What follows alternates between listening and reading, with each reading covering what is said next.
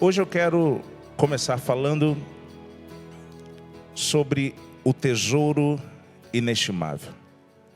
Há um tesouro que Deus depositou em nós desde o dia da criação, desde o dia em que eu e você fomos formados no ventre materno. Deus, ele depositou um tesouro em nós chamado fé. E fé é a maneira que eu e você nos relacionamos com Deus a partir do momento em que nascemos e decidimos crer no sacrifício de Cristo por nós. Então, o apóstolo Pedro diz, lá em 1 Pedro, capítulo 1, versículo 7, que a nossa fé é mais valiosa do que o ouro. Mesmo que esse ouro tenha sido refinado pelo fogo, ouro puro, a nossa fé vale mais do que as riquezas terrenas. Em Hebreus capítulo 11, versículo 6, está escrito que, de fato, é impossível alguém agradar a Deus se não tiver fé. Porque aquele que se aproxima de Deus precisa crer que Ele existe e que é recompensador, se torna recompensador daqueles que o buscam. Então, ao investir a nossa fé no Senhor, ao crer em Jesus, nós estamos fazendo um investimento não apenas para essa vida, mas para a eternidade. Porque os céus e a terra passarão, mas as palavras do Senhor permanecem firmes eternamente, porque foi Ele quem formou o céu e a terra, foi Ele quem nos formou para a sua glória, para a sua honra. Então, guarde isso. Você tem um tesouro que vale mais do que ouro, que vale mais do que dinheiro, que é a maneira que você tem para poder se aproximar de Deus, que é a fé. Amém? Bom, eu quero ler com a igreja um texto que está no livro de Romanos. Se você tiver aí sua Bíblia física ou virtual e quiser acompanhar, livro de Romanos, capítulo 5, a partir do versículo 1.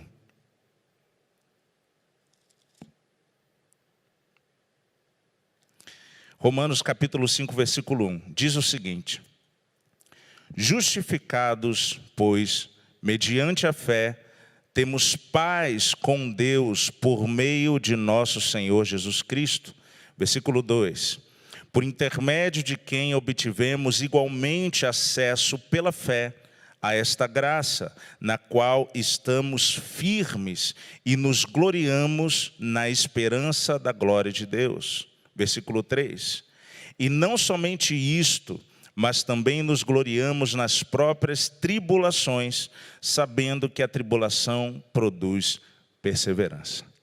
Eu quero dar uma atenção a esses 3 versículos, a começar aqui pelo versículo 1, que diz que justificados, pois mediante a fé, temos paz com Deus por meio de nosso Senhor Jesus Cristo. Ora, antes de nos achegarmos a Cristo, antes de Jesus nos chamar e nos apresentar a sua pessoa, a sua revelação, a palavra diz que nós não tínhamos paz com Deus e que tivemos paz mediante a fé através de Jesus Cristo. Então, se nós não tínhamos paz anteriormente, nós estávamos em guerra. Porque a guerra é justamente a ausência de paz. Então, através de Jesus Cristo, mediante a nossa fé, nós alcançamos paz. Através da nossa fé, nós alcançamos a amizade com Deus. Porque antes havia inimizade entre nós, entre a nossa natureza humana e Deus. Quantos estão comigo? Amém? Versículo 2. Por intermédio de quem, falando de Jesus Cristo, obtivemos igualmente acesso pela fé a esta graça na qual estamos firmes e gloriamo-nos, nos alegramos, nos enchemos de glória na esperança da glória de Deus. Quantos aqui estão firmes na graça de Jesus Cristo? O significado de graça é favor imerecido. E quando a palavra diz que nós estamos firmes na graça, estamos firmados, quer dizer que tudo que nós recebemos diariamente, desde o nosso nascimento, é pela graça de Deus, é pelo favor imerecido de Deus. Não é pela nossa justiça humana que nós obtivemos a salvação em Cristo Jesus, mas através da maravilhosa graça que nós recebemos, do maravilhoso amor que nós recebemos da parte de Deus. E aqui diz o seguinte: gloriamo-nos na esperança da glória de Deus. Há uma expectativa de que a glória de Deus se manifeste sobre toda a terra. Há uma expectativa de que eu e você participemos dessa glória. Em Efésios capítulo 2, versículo 6, diz que nós, os filhos, estamos assentados nas regiões celestiais com Cristo e com Deus. O Senhor já nos elevou espiritualmente para estar assentados com Cristo Jesus. E na eternidade, no dia de Cristo Jesus, eu e você receberemos uma coroa de glória das mãos do nosso Senhor. E nós nos assentaremos com Ele sobre tronos para reinar com Jesus Cristo. Quantos aqui creem nisso, digam amém.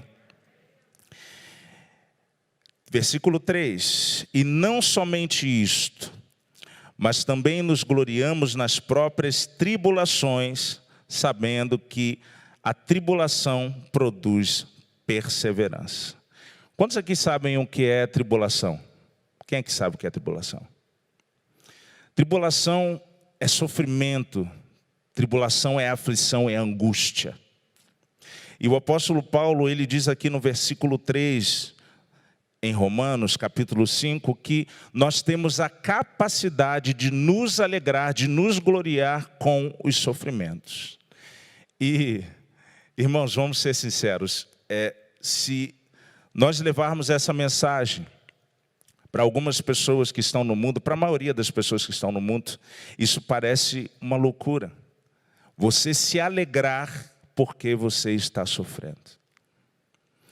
E parece um contrassenso porque, como o Deus Todo-Poderoso, o Deus Soberano, o Deus que formou todas as coisas, permite que os seus filhos passem por sofrimentos, por tribulações, por angústias. E em João, livro de João, capítulo 16, 33, Jesus ele diz exatamente isso. Eu tenho dito isso para que vocês tenham paz. Repita comigo, paz. E ele diz o seguinte: no mundo tereis aflições, mas tende bom ânimo, tenha coragem, porque eu venci o mundo. Ele começa falando sobre paz e ele dá uma notícia para a gente de que no mundo nós teremos aflições. E a aflição, e fica parecendo que a aflição é só para quem está em Cristo, para quem caminha com Cristo. Eu já conversei com outras pessoas a respeito disso e às vezes nós temos a impressão de que o Evangelho é uma vida sofrida, de que nós sofremos porque fazemos parte do Evangelho. Mas deixa eu lhe dizer uma coisa, todas as pessoas do mundo passam por sofrimentos, todas as pessoas. O sofrimento e a aflição é próprio de quem vive nessa terra, independente da cor, independente da religião, independente do partido político. Todos nós somos acometidos de algum tipo de aflição. Perdas, dores, lágrimas. Mas a diferença é que para os filhos, Jesus enviou o Consolador. A diferença é que para os filhos, Jesus enviou aquele que tem a função de consolar, de fortalecer. Então, mesmo quando nós estamos em tribulação, o Espírito Santo está dentro de nós. O Espírito Santo está conosco para nos dar a vitória. O Espírito Santo, ele é o penhor. Ele é aquilo que garante que no final de tudo nós nos encontraremos com o Senhor. E escute o que eu vou te dizer, Deus não colocaria um tesouro tão grande dentro de você, se Ele não tivesse a intenção de te receber na eternidade. Então, mesmo que no mundo nós tenhamos aflição, e nós teremos, porque o nosso Senhor já disse, você tem a vitória da parte de Jesus, porque Ele venceu o mundo para que eu e você pudéssemos tomar posse dessa vitória. Amém? Agora deixa eu lhe dizer uma coisa. Não é porque Jesus venceu e nos concedeu a vitória, que essa vitória automaticamente está nas nossas mãos. Não é porque Jesus venceu e Ele disse, eu venci o mundo, a vitória é de vocês, mas eu e você temos uma responsabilidade para poder tomar posse dessa vitória. E essa responsabilidade, ela é manifestada através da nossa fé. Através do tesouro inestimável que o Senhor depositou dentro de nós. Nós já vamos voltar nesse texto de Romanos, mas eu quero ler aqui 1 João, se você quiser abrir para acompanhar. 1 João capítulo 5, é um dos últimos livros da Bíblia. E diz aqui, versículo 1, 1 João capítulo 5, diz o seguinte: todo aquele que crê que Jesus é o Cristo é nascido de Deus. E todo aquele que ama aquele que o gerou, também ama aquele ao que dele foi gerado. Isso aqui quer dizer o seguinte: se você crê em Jesus de todo o teu coração, você é nascido de Deus. E aqui diz o seguinte: todo aquele que ama aquele que o gerou, também ama aquele que dele foi gerado. Isso quer dizer que se você ama Deus, você tem que amar os filhos de Deus. Se você ama o Senhor, você tem que amar aqueles a quem o Senhor gerou. Imagine só, quantos aqui são pais e mães? Eu sou pai de uma menina linda, inclusive ela está ali, Valentina. E imagine só alguém chegando para você e dizendo o seguinte: olha, eu te amo, eu gosto muito de você, eu sou louco por você, mas eu detesto o seu filho. Faz algum sentido? Não faz sentido algum. A pessoa falar isso para mim, né? Não dá, porque se uma pessoa diz que me ama e não ama a pessoa que eu gerei, não faz sentido algum. Então, aquele que ama Deus, ama os filhos de Deus. Amém? Versículo 2 diz o seguinte: nisto sabemos que amamos os filhos de Deus, quando amamos a Deus e guardamos os seus mandamentos. Repita isso comigo: guardamos os seus mandamentos. Jesus, ele diz: vocês serão meus amigos se fizerem o que eu vos ordeno. Vocês serão meus amigos se vocês fizerem aquilo que eu estou mandando a vocês. Versículo 3. Porque este é o amor de Deus, que guardemos os seus mandamentos, e os seus mandamentos não são pesados. Versículo 4. Porque todo aquele que é nascido de Deus vence o mundo, e a vitória que vence o mundo é a nossa fé.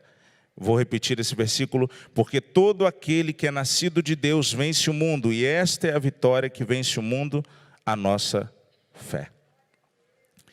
Você foi equipado por Deus com uma ferramenta que vai te levar a vencer o mundo, vencer as circunstâncias, vencer as estruturas que têm lutado contra nós diariamente. A vitória foi garantida por Jesus. Ele venceu o mundo. E eu quero retornar aqui a Romanos capítulo 5. Vou ler novamente o versículo 3, que diz o seguinte: e não somente isto, mas também nos gloriamos nas próprias tribulações, sabendo que a tribulação produz perseverança. Alguns dos significados da palavra perseverança são continuidade, permanência. Então, quando você suporta uma aflição, você está se tornando perseverante no reino de Deus. E a palavra declara que o meu justo, o Senhor falando, viverá pela fé. E ela também declara que nós não somos daqueles que retrocedem, mas aqueles que permanecem e herdam a salvação. Então, o Senhor preparou para nós que eu e você possamos ter a capacidade de atravessar essa vida, de permanecer fiéis a Ele e de ser perseverante, de ser contínuo. Amém? No versículo 4 de Romanos, capítulo 5, diz: a perseverança produz experiência, e a experiência produz esperança. Ora, a esperança não confunde, porque o amor de Deus é derramado em nosso coração pelo Espírito Santo que nos foi entregue.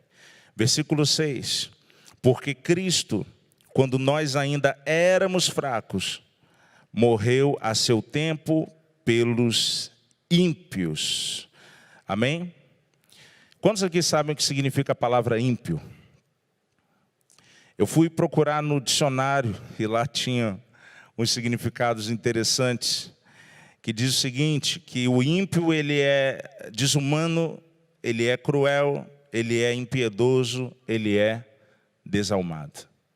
Imagina alguém batendo na sua porta meia-noite falando: olha só, eu tenho uma pessoa aqui para você orar, ela é cruel, desumana, ela é desalmada. Pegaria um pouco mal, né? Eu ia falar logo para chamar o pastor André Nunes para poder orar por essa pessoa aí. Porque são adjetivos um tanto pesados. E eu fico imaginando quando o apóstolo Paulo se converteu, quando Jesus apareceu para o apóstolo Paulo, e ele ordena depois que Ananias, um servo dele, vá até Paulo para poder orar por ele, para poder conversar com ele. E Ananias fica com um pouco de medo, porque Paulo era perseguidor das igrejas. Na época, ele era conhecido como Saulo de Tarso, e ele perseguia os irmãos, ele tinha cartas para poder prender os cristãos, de autorização para prender os cristãos. E Ananias recebe uma visão da parte do Senhor, e Deus diz a ele: olha, vai lá, ora por ele, porque eu tenho um plano para a vida dele. E Ananias fala: Senhor, mas nós temos ouvido o que ele tem feito com os teus servos, ele tem empreendido. E Deus fala: pode ir, porque eu estou te enviando. E o interessante desse texto, quando fala sobre os ímpios, é que esse texto fala a respeito de nós. Nós estávamos do outro lado e Jesus, ele prova o seu amor por nós justamente porque ele morre por pessoas por quem ninguém morreria. Ele morre por pessoas que estavam desobedientes às leis de Deus. E outro dia eu estava conversando com um irmão em Cristo, a gente estava trocando uma ideia a respeito da Bíblia, e ele começou a dizer o seguinte: olha, é tão estranho alguém cometer tal pecado e ser perdoado por Deus, e como é que fica aquilo que a pessoa fez antes? Como é que eu não consigo entender como essa pessoa pode ser perdoada? E aí eu fiz uma pergunta, eu perguntei: olha, deixa eu te perguntar uma coisa. Você acredita que você merece a salvação? Você acredita que você é digno de receber a salvação? E ele não esperava a pergunta, ele pensou um pouco e ele foi sincero. Ele falou: olha, eu nunca fiz nada tão grave que, sabe, eu acho que eu mereço. E aí eu perguntei para ele: olha, você confia em mim? Você sabe que eu tenho estudado a Bíblia e você confia em mim? E ele falou: confio. Eu falei para ele o seguinte: olha, deixa eu te dar uma notícia. Nem eu, nem você e nem ninguém é digno de ser recebido pelo Senhor. Nós somos e fomos recebidos por Jesus por causa da sua graça, do seu favor imerecido. Eu e você fomos resgatados porque mesmo que a gente passe 1000 anos trabalhando, mesmo que a gente junte toda a riqueza da terra, segundo a Bíblia, nós não podemos pagar o valor de uma única alma. Porque somente o Senhor pôde realizar essa maravilha em nós. E nós fomos salvos pela graça de Deus. Amém? E Eu queria que você prestasse muita atenção em algo que eu vou te dizer nessa noite, porque Deus, Ele tem a sua maneira de nos fazer crescer. Eu já passei várias situações que eu achava que Deus ia me dizer uma coisa e Ele me disse outra. Que Deus ia fazer de um jeito e Ele fez de outro. E depois de um tempo eu entendi que se Deus fizer da minha maneira, vai dar tudo errado. Porque por melhores que sejam as minhas intenções, por melhor que seja o meu raciocínio, aos meus olhos, os pensamentos de Deus são muito mais altos do que os meus pensamentos.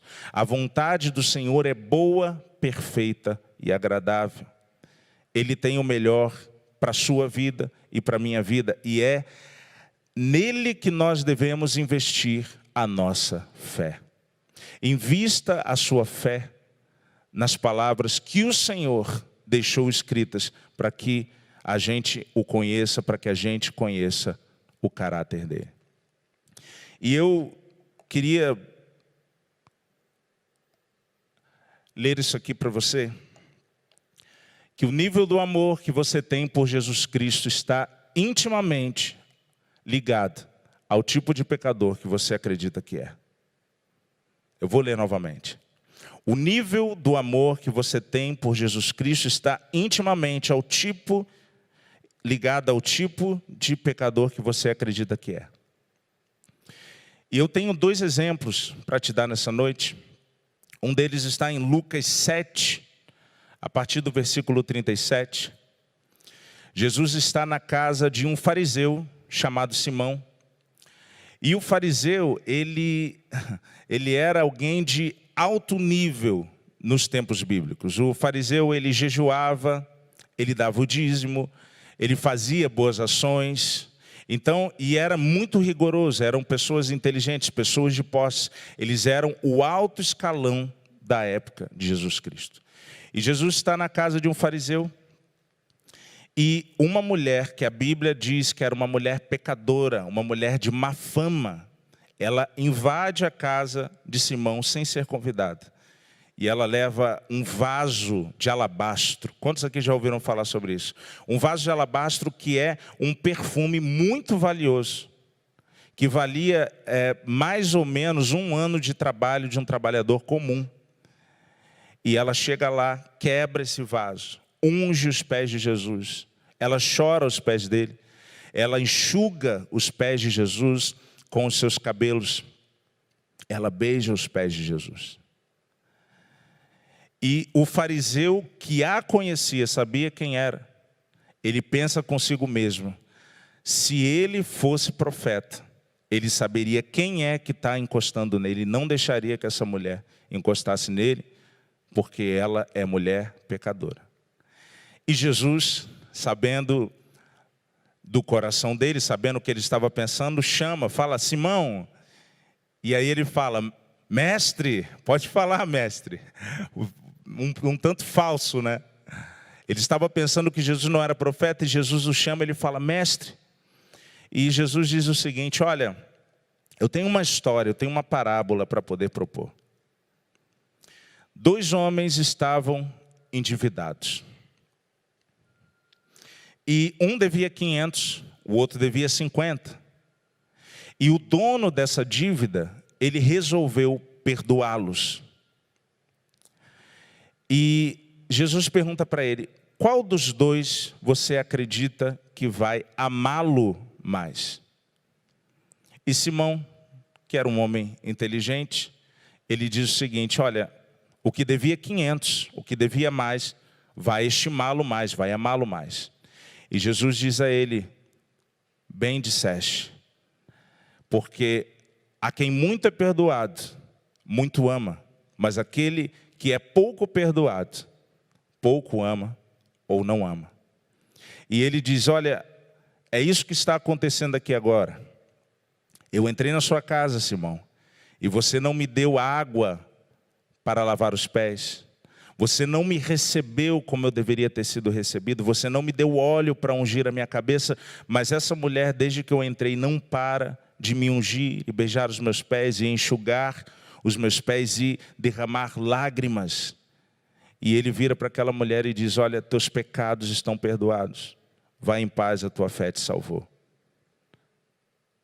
A fé daquela mulher se manifestou dessa maneira.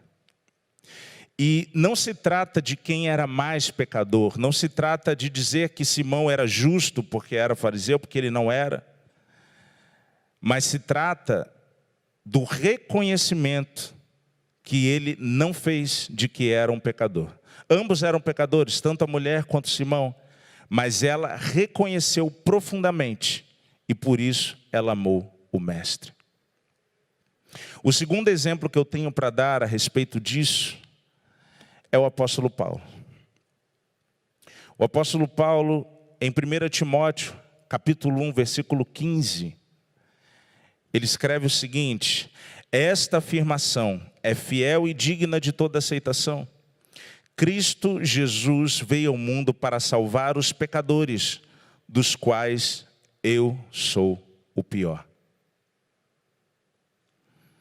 E, num primeiro momento, alguém que não conheça, e eu já devo ter pensado isso, eu não entendia muito bem. O apóstolo Paulo, ele é uma das maiores influências do Evangelho. Ele escreveu metade do Novo Testamento. Eu tenho o costume de dizer isso. Ele é um dos homens mais ativos na causa de Jesus Cristo. E nesse momento fica parecendo que, de repente ele escreveu isso no começo do ministério, assim que ele se converteu. Mas quando ele escreve isso para Timóteo, que era discípulo dele, ele tinha aproximadamente 30 anos de conversão. Ele tinha aproximadamente 30 anos de ministério. E ele reconhece, humildemente, mesmo sendo um dos maiores apóstolos, mesmo sendo o apóstolo que mais trabalhou, ele diz: Jesus veio salvar os pecadores e eu sou o pior deles. Então, o nível do amor, o nível de entrega que nós ofertamos ao Senhor tem a ver com isso. Porque quando nós achamos que, eu não fiz nada demais, eu não fui tão perdoado assim, nós não temos muito motivo para amar. Mas quando nós entendemos da onde o Senhor nos resgatou, da onde Ele nos tirou, e o que Ele fez por nós e por nossas famílias, amados, nós vamos amar ao Senhor de todo o nosso coração. E é verdade que, eu tenho o costume de dizer isso também, que a vida adulta, ela não é brincadeira. Quando eu era criança, eu tinha uns problemas que, se eu pudesse hoje, eu voltaria a me dar esse problema aí. Eu achava que era problema, mas depois que a gente cresce, e as coisas vão acontecendo, e se você não tomar cuidado, você toma uma rasteira. Se você não tomar cuidado, as coisas vão acontecendo. E não é fácil, a vida não é fácil, amado. Mas o que nós precisamos entender é que nós não pertencemos a este mundo. Jesus, quando está diante de Pilatos, ele pergunta: você é rei? E Jesus diz: olha, o meu reino não é deste mundo. Nós estamos assentados nas regiões celestiais com Cristo Jesus. E Deus tem um plano para que eu e você sejamos uma referência nessa terra. Nós não estamos aqui à toa. Nós estamos aqui para glorificar o nome daquele que nos formou. E a palavra declara que Ele nos amou primeiro. Ele nos formou e nos deu a capacidade de crer nele, para que pudéssemos estar com Ele por todos os dias. E Jesus morreu por pecadores, conforme está escrito aqui. Jesus morreu pelos ímpios. E eu gostaria de, agora, esse é o tema da mensagem: os inimigos de Deus. E no final da palavra eu tenho uma proposta, para que eu e você investamos a nossa fé em algo que vai nos fazer crescer no Senhor, que vai nos fazer avançar no Senhor. Eu vou dar sequência aqui no texto de Romanos. Eu vou ler Romanos 5, a partir do versículo 7. Dificilmente alguém morreria por um justo, pois poderá ser que pelo bom alguém se anime a morrer. Mas Deus prova o seu amor para conosco pelo fato de ter Cristo morrido por nós, sendo nós ainda pecadores.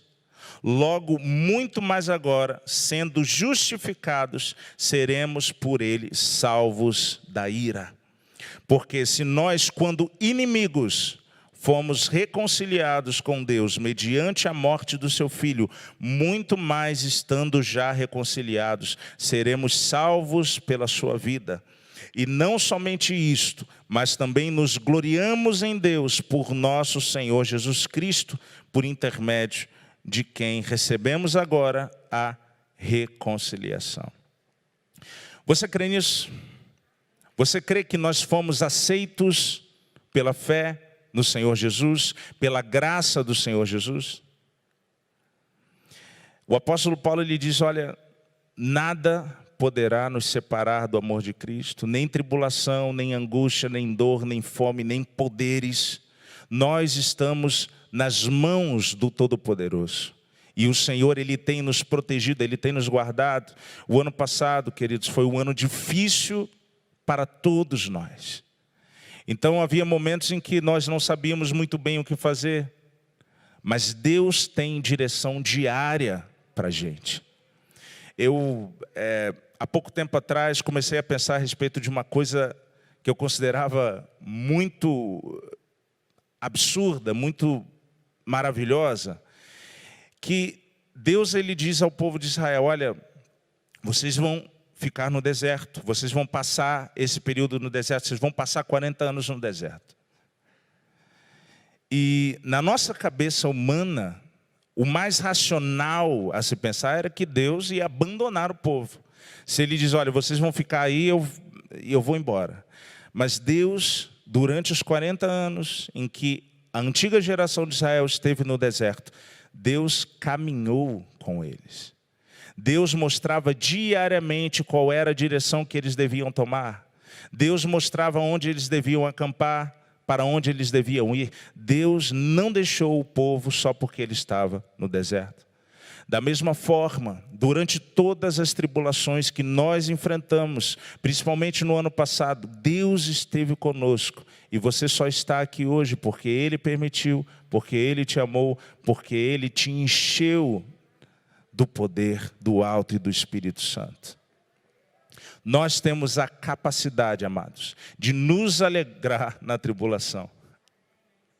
E as circunstâncias, elas não têm o poder de afetar aquilo que você tem dentro de você, a não ser que você permita.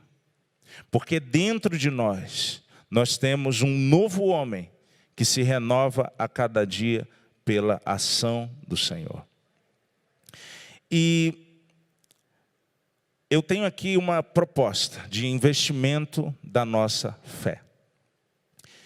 Como eu disse no início, nós recebemos um tesouro da parte de Deus. E se você recebe uma riqueza das mãos de alguém, você provavelmente terá que administrar essa riqueza, é sua responsabilidade. Quantos aqui conhecem a parábola dos talentos? Jesus ele conta certa vez que um homem muito rico sai, chama alguns servos e entrega dinheiro para eles. O talento era uma medida de riqueza, de ouro. E ele entrega dinheiro a esses homens e ele sai. E 2 desses homens, eram 3, 2 desses homens multiplicam aquele valor. Eles vão, negociam, investem aquele valor. E quando o Senhor volta, eles são elogiados pelo seu Senhor e eles recebem mais dinheiro.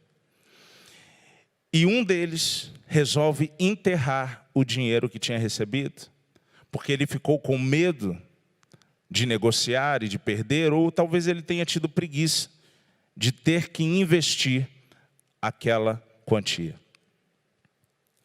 E o Senhor o repreende e diz, olha, você deveria ter investido isso que eu te entreguei, porque para isso foi que eu te entreguei.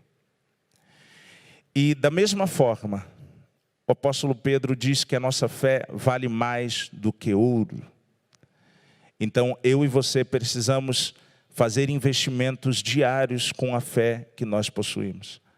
A mulher que entra na casa de Simão, o fariseu, e unge Jesus, ela estava investindo a fé dela naquele que poderia salvá-la.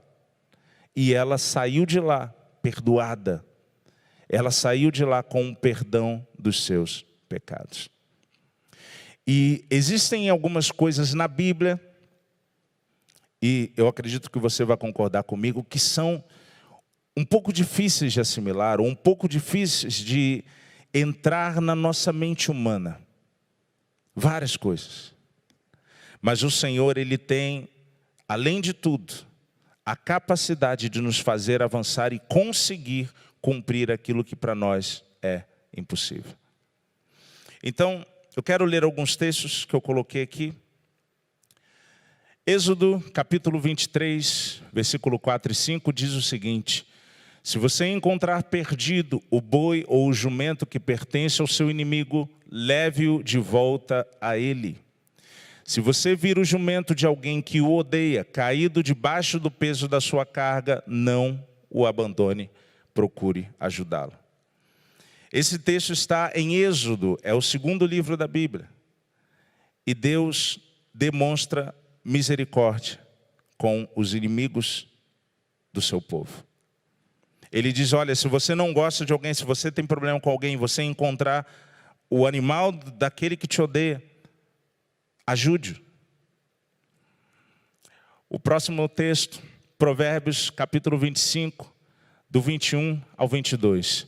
Se o teu inimigo tiver fome, dele de comer, se tiver sede, dele de beber. Fazendo isso, você amontoará brasas vivas sobre a cabeça dele e o Senhor recompensará a você. Você pode repetir isso comigo?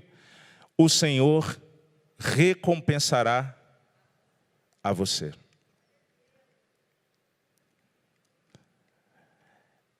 De fato, sem fé é impossível agradar a Deus, porque é necessário que aquele que se aproxima de Deus creia que Ele existe, que se torna recompensador daqueles que o buscam, daqueles que cumprem os seus mandamentos.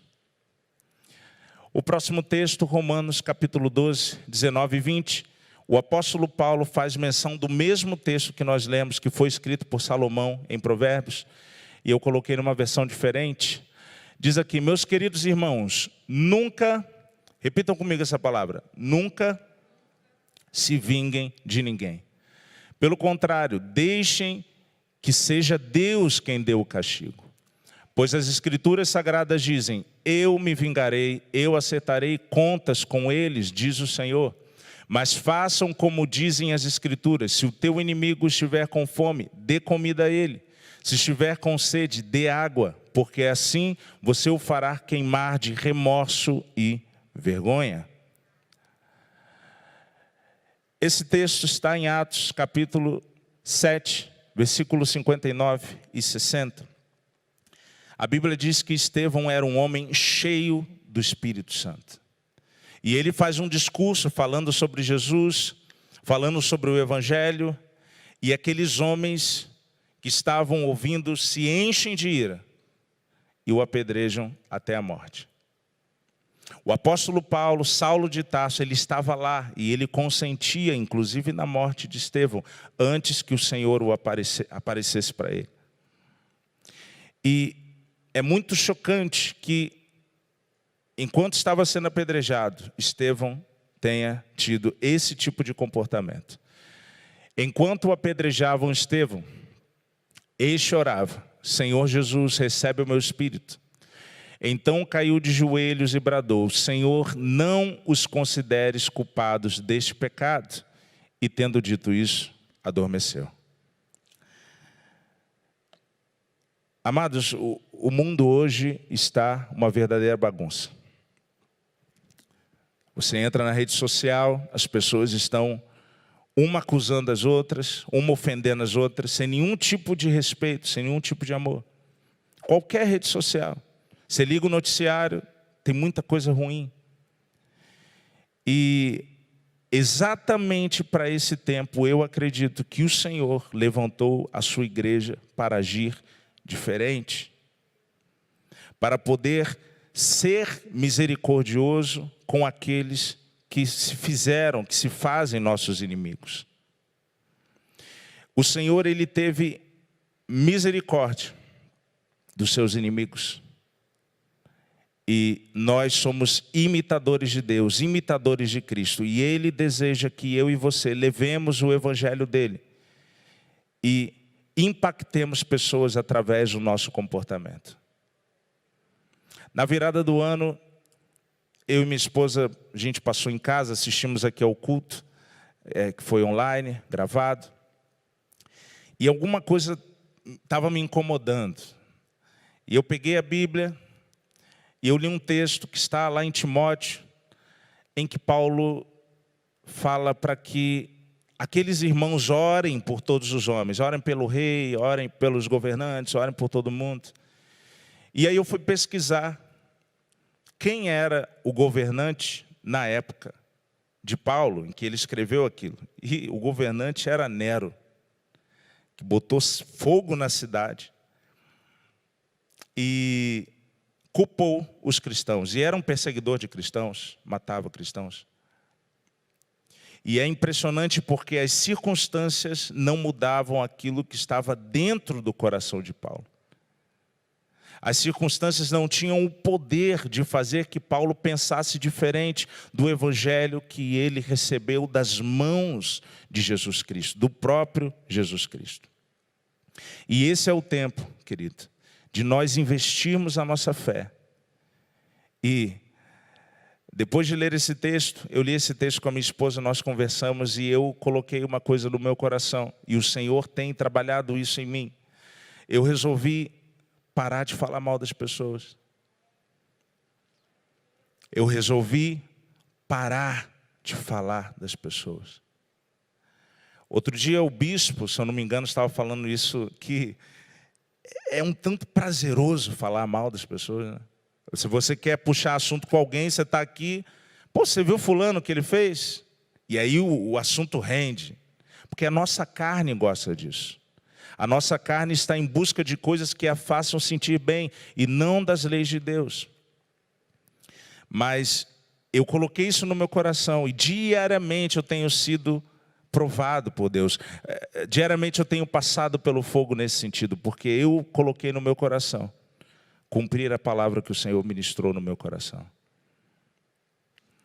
Ao invés de falar mal das pessoas, nós podemos orar por elas. E a palavra diz que há muito poder na súplica de um justo. E muitas pessoas ainda não se entregaram a Jesus, porque nós investimos tempo em falar das pessoas, ao invés de falar para quem pode resolver. Amados, há muito poder na igreja. Jesus, ele disse, olha, o que vocês ligarem na terra será ligado nos céus, o que vocês desligarem na terra será desligado nos céus. Só que nós estamos nos distraindo com diversas coisas. Coisas prazerosas para a carne, mas coisas que não nos aproximam do Senhor. E amados, eu creio completamente na palavra de Deus. E Deus diz que aquele que ouve as suas palavras será recompensado por Ele. Aquele que cumpre os seus mandamentos será recompensado por Ele. Não sou eu que estou dizendo, é o Senhor quem está dizendo. E nessa noite eu quero te convidar a investir a sua fé naquilo que pode transformar a vida das pessoas. Você pode ser uma referência no seu trabalho, na sua casa, para os seus amigos. Você pode impactar a vida de dezenas, centenas e milhares de pessoas. E não é por causa da sua inteligência, da sua capacidade, da sua desenvoltura, da sua beleza, é por causa dele. Jesus, quando ele morre, ressuscita e sobe aos céus, ele não fez isso tudo para que eu e você fôssemos perdoados e pronto. Ele colocou dentro de nós a capacidade de vencer o pecado. Ele colocou dentro de nós a capacidade de agir diferente do que o mundo tem agido. Porque no mundo é normal, as pessoas se atacam, elas falam mal, elas se ofendem. Mas nós não pertencemos a esse mundo. Nós não pertencemos a um reino que faz parte desse mundo. Nós pertencemos ao Senhor. E como Deus tratou os seus inimigos? E como nós temos tratado os nossos inimigos? Como eu e você temos tratado aquela pessoa que discorda da gente, que persegue a gente, aquela pessoa que tem um gosto diferente do nosso, que não concorda com a nossa teologia, aquela pessoa que é de uma religião diferente, aquela pessoa que tem um partido político diferente. Como você tem tratado essas pessoas? Porque na Bíblia, a Bíblia que eu leio diariamente, o Senhor demonstrou misericórdia pelas pessoas. Porque a nossa luta não é contra a carne ou sangue, mas a nossa luta nas regiões celestiais. E você vai vencer o mundo e a luta que nós estamos travando contra o mundo através da sua fé. Essa é a vitória que vence o mundo. E eu quero ler um último texto aqui, que está em Mateus. Mateus capítulo 5. E o próprio Jesus falando a respeito. Mateus capítulo 5, a partir do versículo 43. Diz o seguinte: vocês ouviram o que foi dito: ame seus amigos e odeie seus inimigos. Mas eu lhes digo: amem os seus inimigos e orem pelos que vos perseguem, para que vocês se tornem filhos do Pai de vocês que está no céu, porque Ele faz que o sol brilhe sobre bons e sobre maus, e dá chuvas tanto para os que fazem o bem, como para os que fazem o mal. Se vocês amam somente aqueles que os amam, por que esperam de Deus alguma recompensa? Até os publicanos, cobradores de impostos, amam as pessoas que os amam.